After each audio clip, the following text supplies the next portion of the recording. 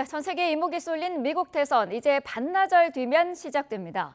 해리스 부통령과 트럼프 전 대통령 모두 경합주를 돌며 마지막 유세전을 벌이고 있지만 워낙 치열한 접전을 벌이고 있어서 결과 예측이 쉽지가 않습니다.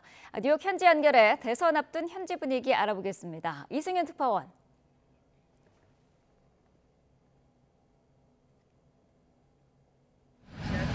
네, 자 대선을 앞두고 경계가 한층 강화된 분위기라고요.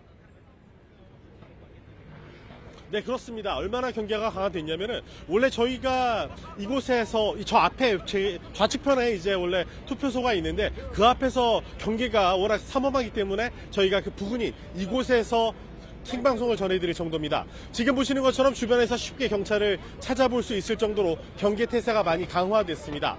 투표소와 개표소의 안전을 확보하기 위해서 비상 버튼을 직원들에게 나눠주거나 감시용 드론을 띄운 건 물론이고요. 방탄 유리와 방탄 조끼까지 투표소에 등장했을 정도입니다.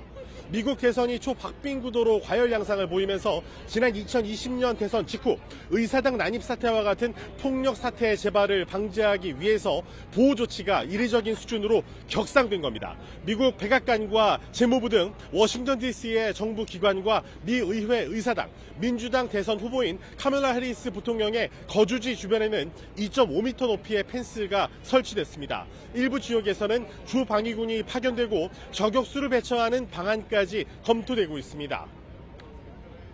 네, 투표를 앞두고 긴장이 높아지고 있는데 이제 투표 시작까지는 얼마 남지 않은 거죠? 네, 그렇습니다. 지금 이곳 시각으로 월요일 저녁 6시가 약간 넘었는데요.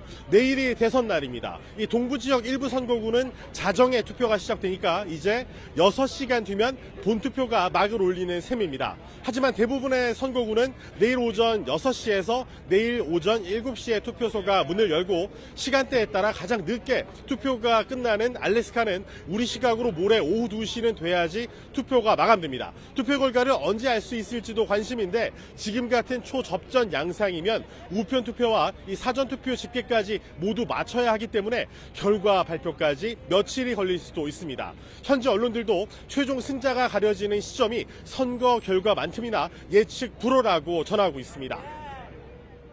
네, 자 이번 대선 그 어느 때보다 치열한 경쟁이 펼쳐졌는데 마지막 판세는 어떻게 분석되고 있습니까? 네, 막판까지 5차 범인의 초접전에다 엎치락 뒤치락 혼전 양상이 계속 이어지고 있습니다. 어제 나온 뉴욕타임스 여론조사는 경합주 7곳에서 해리스가 4승 2무 1패로 나왔는데 오늘 의회 전문 매체인 더 힐의 조사 결과는 정반대였습니다. 트럼프가 펜실베니아와 노스캐롤라이나, 조지아, 애리조나에서 해리스를 앞섰고 위스콘신과 네바다에서는 동률을 기록했습니다. 해리스가 앞선 곳은 미시건주가 유일했습니다. 하지만 뉴욕타임스 조사 결과보다는 이 표본수가 작고 지지율 격차가 1에서 2%포인트 차이에 불과해서 통계적으로는 동률로 보면 된다는 게 주관사인 더 힐의 설명입니다. 전국 단위 여론조사도 연이어서 발표됐지만 승부유차기는 그렇게 큰 도움이 되지는 않고 있습니다. 네, 결과 한번 보면요. 각종 여론조사 평균치를 집계하는 538의 그래프를 보면 전국 지지율의 경우에 해리스가 1.1%포인트 앞선 것으로 집계됐습니다. 하지만 역대 민주당 후보의 경우에 과거 전국 투표에서 이기고도 결국 선거에서 패배한 전례가 있습니다. 또 이 선거일이 다가와질수록 이 트럼프와의 격차가 줄어들어서 간발의 지지율 격차마저 큰 의미가 없는 그런 상황입니다. CNN은 면도날처럼 미세한 지지율 차이라면서 이 여론조사로 보면 지난 1972년 이후 가장 접전 양상의 대선이라고 평가하고 있습니다. 네, 결과를 예측할 수가 없는 그런 상황인데 두 후보 모두 마지막까지 경합주 공략에 집중하고 있다고요?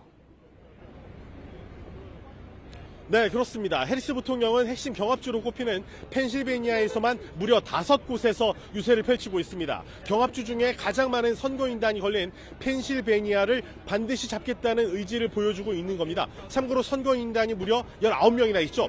해리스 부통령은 이 트럼프가 만든 갈등과 분열의 시대를 끝내고 새로운 시대로 나아가자는 메시지를 강조하고 있습니다. 이 트럼프 이름을 직접 거명하지는 않으면서 긍정적인 미래를 약속하는 데 집중하고 있습니다. 직접 들어보시죠.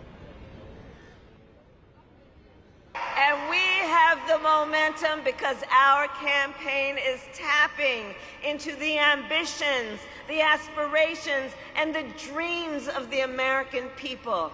Because we are optimistic and excited about what we can do together.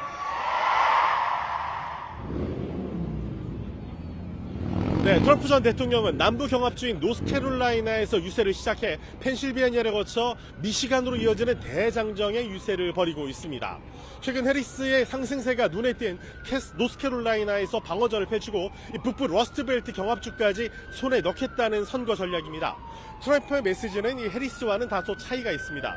민주당이 2020년 대선에 이어서 또다시 선거 부정을 일으킬 거라며 압도적인 승리를 거둬야 한다는 점을 유권자들에게 강조하고 있습니다. 직접 들어보시죠. Can you imagine they spend all this money on machines, and they're going to say we may take an extra 12 days to determine. And what do you think happens during that 12 days? What do you think happens?